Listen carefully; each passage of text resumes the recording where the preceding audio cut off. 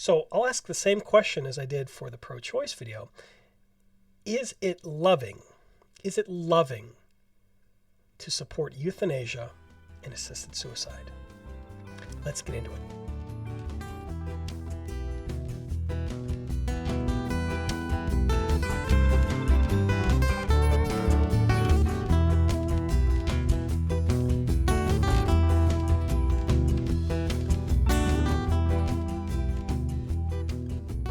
The Gospel reading, again, for the Sanctity of Life Sunday is from John chapter 15, verses 12 and following. And we're using this as, there's tons of verses in the Bible that deal with this topic, but we're using this section in particular. We're looking at the issue through the lens of Jesus' commandment and explanation in John chapter 15. So this is what it says.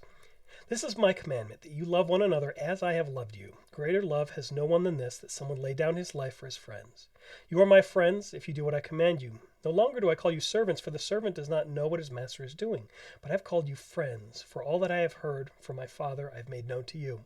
You did not choose me, but I chose you and appointed you, that you should go and bear fruit, and that your fruit should abide, so that whatever you ask the Father in my name he may give to you. These things I command you, so that you will love one another.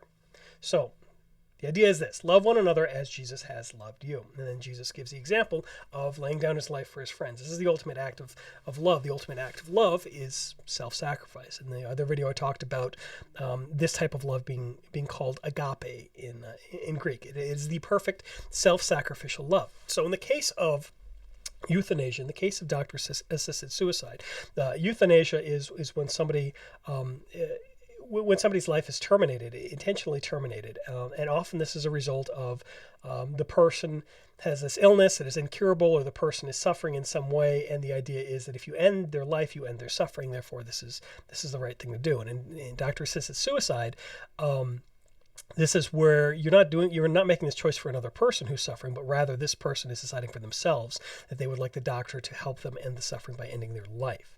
Now, we have to come back to this verse because we're looking through this of the verse of love. Is it loving? Is it loving in the sense of Christ's self-sacrificial love, that he laid down his life, that he endured suffering for the sake of someone else?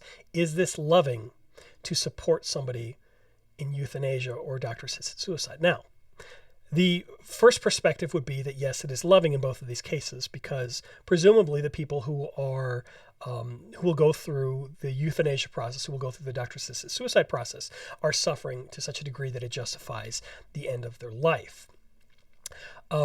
The counterpoint to this is that no, this is not loving. It is not loving to treat suffering as itself an evil that must be corrected by a greater evil of death. And in fact, it disregards the value of human life itself if your human life ceases to have value or has less value because you're suffering. So you are not to be killed if you are not suffering. Your life is so valuable because you're enjoying it.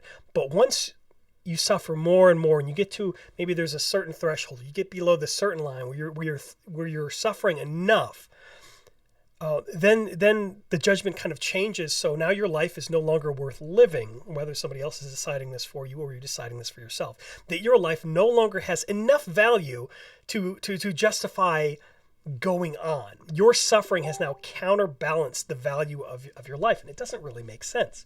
Because if you're going to make this argument, then again, the more you make somebody suffer, the less valuable their life is, and the more justified you are in killing them, even if you're the one who's causing that suffering. Imagine people who are being hurt by others, and in addition to them enduring the pain and the humiliation of being hurt by other people, you're also diminishing their human value. This is the argument, that their human life no longer has enough value to be worth preserving because there's enough suffering in their life, whether it's a result of what they've done or whether it's a result of something that's happening to them. And it's frankly, it's immoral. It's evil.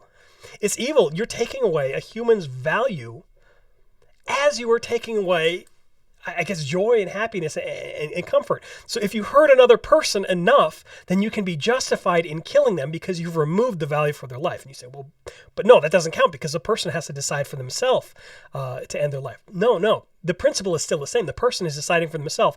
I am suffering enough. Therefore, my life is now worth ending. My life is no longer worth preserving. And I make this call for myself. Same principle, that added suffering decreases life value. Low enough life value means that you can end a person's life. That is not biblical. That is not the Christian way of loving. So if you want to say, is it loving to support euthanasia and doctor-assisted suicide? For it to be loving, you would have to conclude that it is loving for a person to consider a person of less value to the point of they should die because they are suffering. But what about compassion and empathy? You see somebody suffer. So, for example, you're driving down the road and a javelina family runs in front of your truck, and you hit the poor javelina. The javelina is on the side of the road, and the javelina is suffering and dying. So you choose to put an end to its suffering, put it out of its misery by ending the life of this poor little piggy on the side of the road. For whatever reason, the piggy is suffering, and you are choosing to end the life, and that is the empathetic and compassionate thing to do. Now, this is really difficult when you're talking about other human beings, because humans have a value that is distinct and unique from other animals. Human beings have an inherent value that comes from them being created in the image of God. And the question is, how much suffering? Again, it keeps coming back to this question of how much suffering should a person be in, where you can then conclude that the death is preferable to their suffering. So there never really seems to be a biblical example of somebody who says, okay, well, this person is suffering enough, therefore it is morally justified to intentionally end their life. There's not a biblical example of this where this is compassionate. This is biblically, morally justified, that you go and you seek out people who are suffering, whether they ask for it or not, and you end their life. This is never a justification for ending a life. Now, the Bible commands you not to murder. What exactly is it to murder? To murder is to kill somebody without the authority to do so. So this actually comes back to a question of authority, if you want to look at it through the biblical lens of morality. And it is loving not to murder people, to protect their life. It is loving. So in these cases, do you have the authority to end a person's life? Do you have the authority to end another person's life if you see that they're suffering enough? No, you do not have the authority to end their life. Do you have the authority to end your own life if you feel that you are suffering enough? No, again, your life is not your own. It was bought with a price. It belongs to God. You do not have the authority to end your own life, no matter what justification you feel you have for it. The tragedy is that suicide often takes the lives of people in the same way that illness does. Martin Luther talked about a Christian youth who committed suicide, and he described their suicide as though that they had wandered into the woods and they were set upon by robbers, and the robbers had killed them. That Satan had overcome through this mental illness this person's physical life, but not their soul.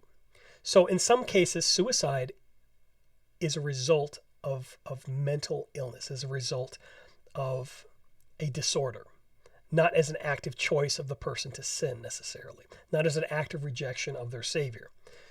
In this way, a person can die as a Christian through suicide and still have faith.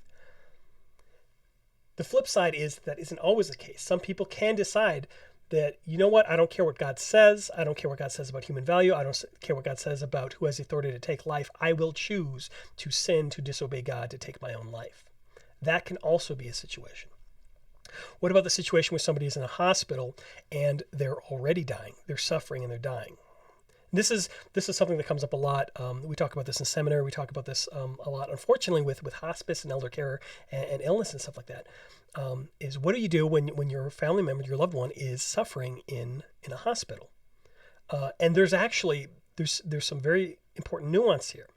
There are some different things that you can do. You can choose to intentionally end the life of another human being. You can say, pump this person full of morphine until they have cardiac arrest or suffocate or whatever the condition is that results from them being overdosed by drugs. In that case, you are intentionally ending the life of another human being.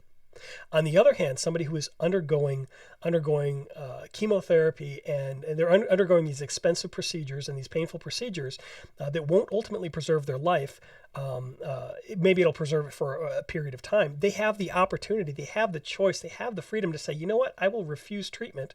I will choose not to give this treatment. Not that I'm asking you to kill me, but that I'm saying I will forego this treatment. This is a choice that I'm going to make. Or Or if you're making the choice on behalf of somebody else, your beloved mother, your beloved wife, or your sister, or something like that, you say, and you got the power of attorney, you got the power to make medical decisions for them. You say, well, this will not preserve their life. This will just prolong their suffering. I will not permit this treatment to happen. You're not actively ending somebody's life. You're not actively murdering somebody.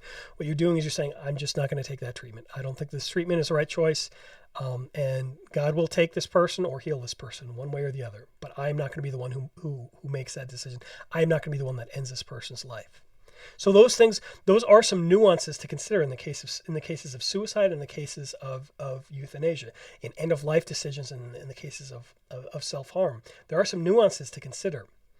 But if we're looking at the ideal here, we're looking at what does it mean to love? What does it mean to be loving? That intentionally ending the life of another human being because they are suffering is not loving. This is not how Christ loved you. You are suffering. I know I must be psychic because I realize that you are suffering.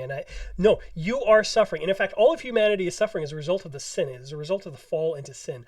All of humanity is plunged into a world that is full of suffering. And God knows this. And yet, God has not taken each and every person and ended all of their lives to prevent them from suffering. God often uses suffering, as horrible as suffering is, God often uses suffering for the benefit of others. Sometimes people endure suffering, and this can be a call to faith for others who observe it.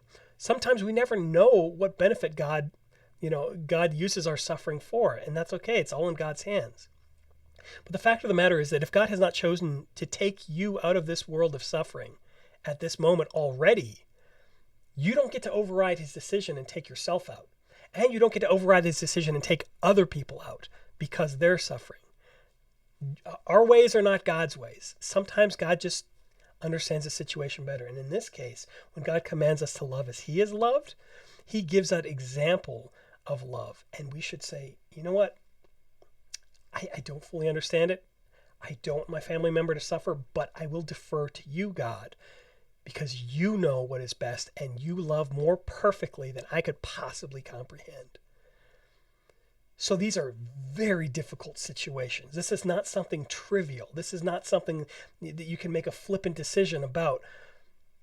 But ultimately, as a Christian, you have to rely on God's example and his commands for how to love one another. You have to defer to God's authority for how to love.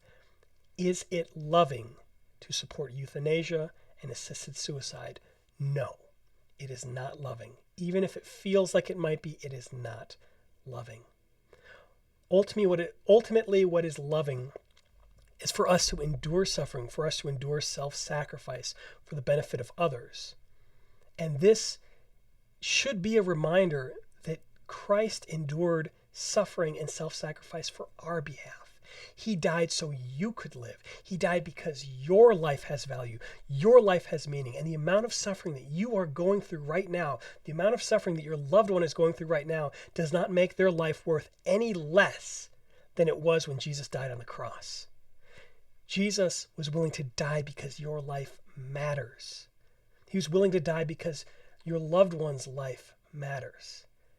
And we ought to honor that love. We ought to say, you know what? God, you love perfectly. I'll just trust you in this matter. With that, I know it's a difficult topic, but it needs to be talked about. I hope you remember Christ's death and resurrection on the cross and from the tomb on Easter morning for your sins. I hope that is ultimately your takeaway, the forgiveness of sins and trust in God's love for you. God bless you and take care.